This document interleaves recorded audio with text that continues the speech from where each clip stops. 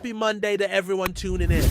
I hope your weekend was relaxing and full of good moments, but now it's time to shift our focus to the Chicago Bears. We're diving deep into some potential shakeups that on the surface might seem unexpected, maybe even a little wild, but under the right conditions they could actually make some sense. That's right! We're talking about 5 Bears players who could end up being surprise trade candidates. And let me be clear from the start, these aren't predictions carved in stone. These are not, they're definitely getting traded declarations. This is more like looking at how the puzzle could fit together under the right circumstances. Think of it as identifying potential flashpoints if things go a certain way between now and week 1. And before you start typing those "no way that happens" comments, remember the key word here is surprise. Every year we see moves that nobody saw coming. And while these players might feel essential today, roster dynamics, injuries, and camp performances can flip everything upside down.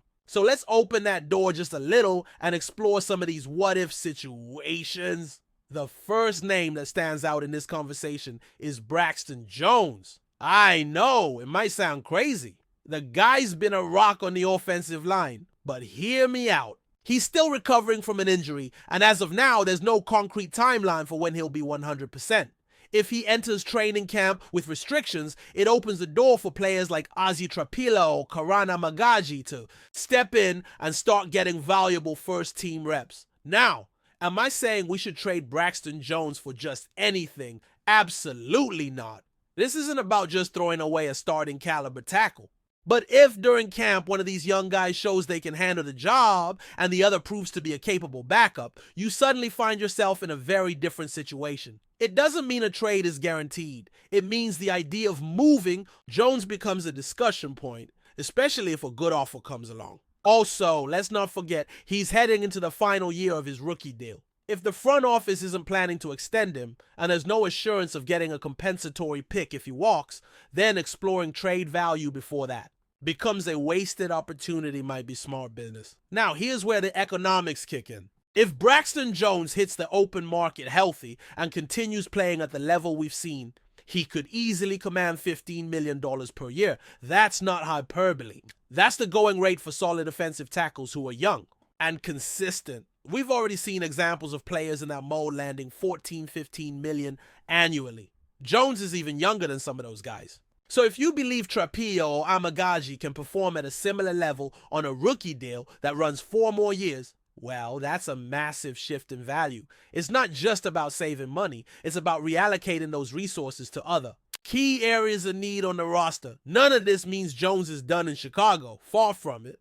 It's just a scenario that becomes real if the younger players outperform expectations and if the team isn't fully committed to giving Braxton a long-term contract. You'd also need another team that sees value in acquiring him while he's still relatively cheap compared to market price. And that's not easy to come by. A 6th or 7th round pick doesn't get it done. That wouldn't justify moving on from a starting caliber tackle.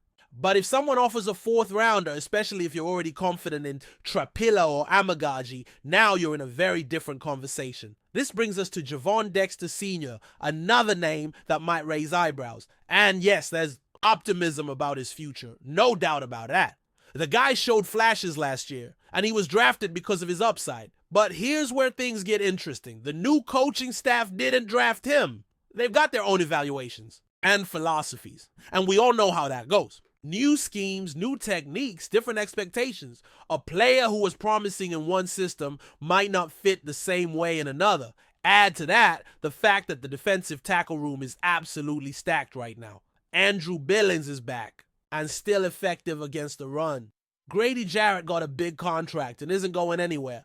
Jamar Turner, a 2nd round pick this year, is all but locked in. And don't forget about the depth behind him. Guys like Chris Williams, who got a solid deal in free agency, and Jonathan Ford, who's looked decent as a rotational run stopper. That's a crowded position group. And when you factor in players like Diowangbo being mentioned as a possible interior contributor, it's fair to ask where exactly Dexter fits into this rotation. Let's say he doesn't flash in camp and Turner hits the ground running. Now you got a guy who could end up being your 4th or 5th option at defensive tackle, and he's still got 2 years left on his rookie deal. If another team sees that upside and is willing to make a real offer, a third or fourth round pick, you might have to at least take the call.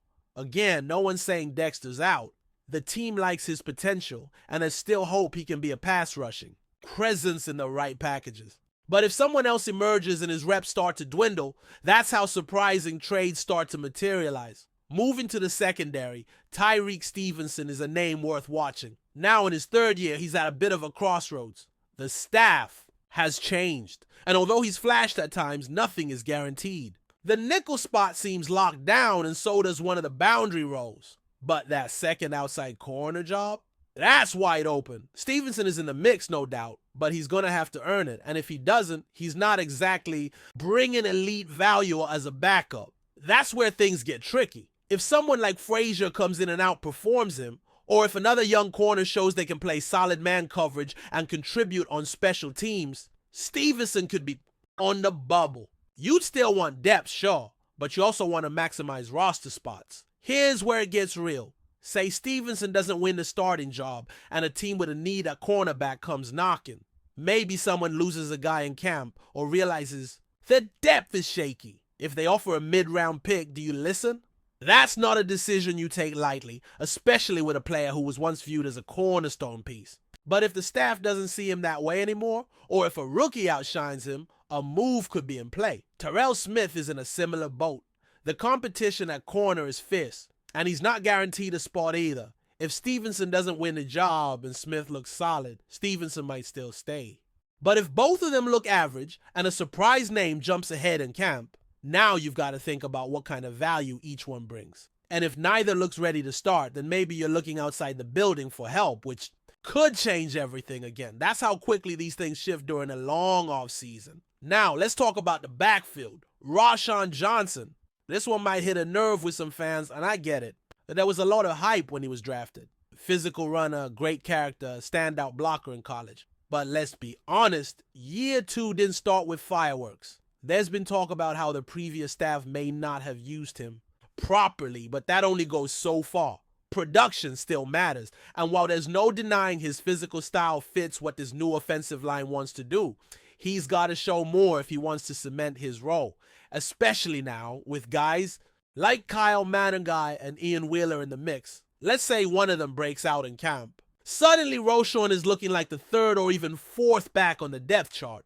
Travis Homer probably isn't going anywhere because of his special teams contributions. And if the team brings in a veteran like Nick Chubb or J.K. Dobbins or picks up someone after camp cuts, Roschon's role shrinks even more. There's been chatter about the possibility of adding a back before week 1. And if that happens, someone's getting squeezed. If the coaches feel Roschon isn't progressing or that he's not the pass protector they hoped he'd be, he could be the odd man out. A trade might not be out of the question, especially if a team likes his college tape and thinks they can unlock his potential. His pass protection has to be better. That was supposed to be his calling card coming out of Texas, but it hasn't consistently translated to the pro level. If that doesn't improve, and if Managai shows he's ready for reps, then the coaching staff might start thinking about ways to reconfigure the room. It's not about giving up on Roschon, it's about asset management. Do you hang on to him just to be the third or fourth back, or do you flip him for something you can use in the future? So there you have it.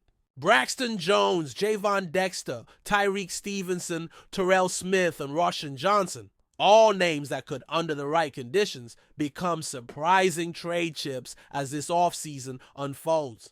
The Bears have a lot of young talent, and with a new staff evaluating everything from scratch, nothing should be considered off limits. It's about competition, fit, and a long-term plan. And if that means parting ways with a familiar face to build a stronger future, well, that's the business side of football. Before we continue, don't forget to subscribe to our channel and give this video a like. Your support helps us keep bringing you the latest updates on our Chicago Bears. And don't be shy. Drop your thoughts on the news in the comments below. In a shocking move that has left Pittsburgh Steelers fans stunned, TJ Watt has made the bold decision to leave the Steel City and sign with the Chicago Bears.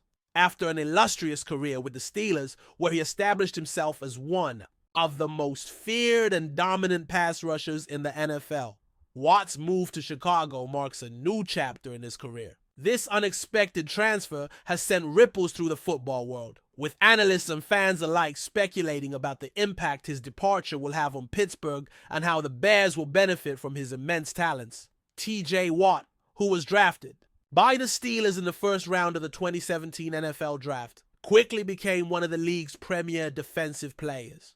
Known for his explosive speed, relentless work ethic, and ability to change the course of a game with his presence on the field, Watt was a key figure in the Steelers' defense. Over the years, he has accumulated impressive stats, including multiple Pro Bowl selections, a few first-team All-Pro honors, and a reputation as one of the most dominant defensive players in the NFL. His leadership and tenacity on the field were often the driving force behind Pittsburgh's defense, and his loss will surely be felt. However, the allure of a new challenge and the opportunity to play for a Bears team on the rise led Watt to make the difficult decision to part ways with the Steelers. Chicago has been investing heavily in rebuilding its roster in recent years, and the addition of Watt gives the Bears a true game changer on defense. Known for their storied defensive history, the Bears have long been in need of a player like Watt, someone who can wreak havoc in opposing backfields and elevate the team's defense to elite levels once again. With this signing, the Bears not only bolster their defense, but also gain a proven leader in the locker room. Watt's ability to mentor younger players and set the tone for the entire defense will be invaluable as Chicago continues to build its future. Moreover, his presence on the field will instantly make life difficult for opposing quarterbacks, helping to create more turnovers and pressure on the opposing offenses. With his relentless pass rush style and versatile skills, Watt is poised to be a cornerstone of Chicago's defense for years to come. The Steelers, meanwhile, are left to regroup and find a way to fill the void left by Watt's departure. While they have talented players on their roster, replacing a talent like Watt will be no small task. The Steelers will need to rely on their coaching staff and scouting department to find the right pieces to continue competing at a high level. As T.J. Watt embarks on this exciting new journey with the Chicago Bears, both Pittsburgh and Chicago fans will be watching closely to see how this seismic shift impacts both teams. For Bears fans, the addition of Watt is a thrilling move that signals the team's intent to compete at a higher level. For Steelers fans, the departure of one of the franchise's brightest stars is a bittersweet moment in the team's storied history.